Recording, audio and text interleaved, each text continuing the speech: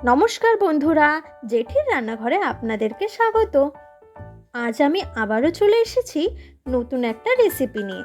মাছের প্রতি বাঙালির ভালোবাসার কথা প্রায় সকলেরই জানা। মাছের নানা পদের পাশাপাশি মাছের ডিমও অনেকেরই পছন্দের তালিকায় একেবারে শুরুতে থাকে। কিন্তু এর উপকারিতাগুলি কি জানেন? শরীরে রোগ প্রতিরোধ ক্ষমতা বাড়ায় মাছের ডিম।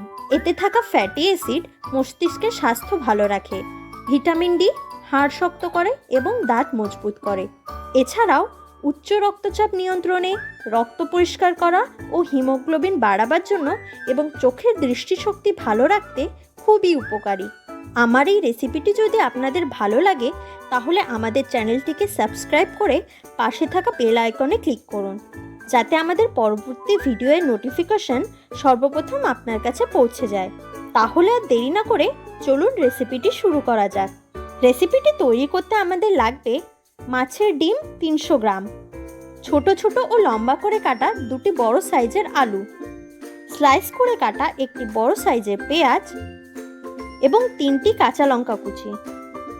ঝালটা অবশ্যই আপনারা আপনাদের স্বাদ অনুসারে দেবেন। একটি বড় সাইজের টমেটো কুচি, চৌকো করে কেটে রাখা ক্যাপসিকাম কুচি একটি, নুন ও হলুদ পরিমাণ মতো। প্রথমে কড়াই গরম করে তাতে 2 টেবিল চামচ সর্ষের তেল দিলাম। আমি এখানে সর্ষের তেল ব্যবহার করেছি। আপনারা চাইলে সয়াবিন তেল বা রিফাইন্ড অয়েলও ব্যবহার করতে পারেন, কিন্তু আমার মনে হয় মাছ রান্নায় সর্ষের তেল ব্যবহার করলে স্বাদ আরও দ্বিগুণ হয়ে যায়। এরপর ওই তেলে দিয়ে দিলাম সামান্য পরিমাণ লবণ ও হলুদ গুঁড়ো।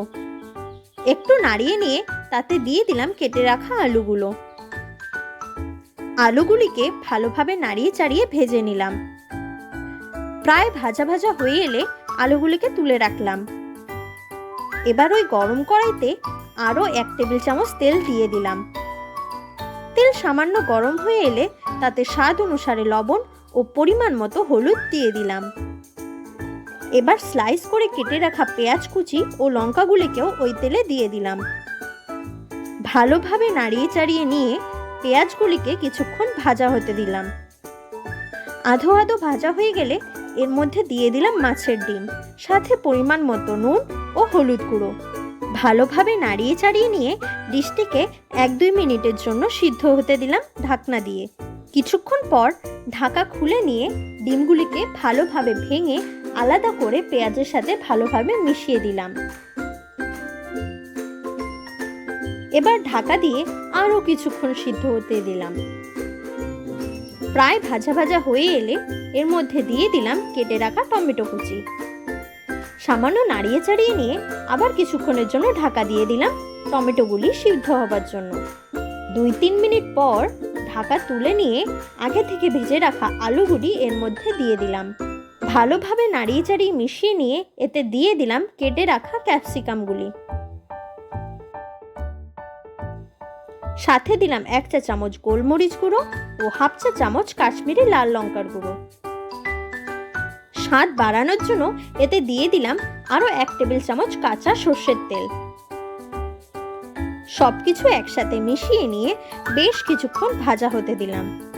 ভাজা হয়ে গেলে ডিশটি এরকম বাদামি বর্ণ ধারণ করবে এবং গায়ে একটি তেল তেলে টেক্সচার চলে আসবে। দেখুন, আমাদের ডিশটি রেডি। এটি গরম ভাত, রুটি, পরোটা যে কোনোটার সাথে খেতে অসাধারণ লাগে।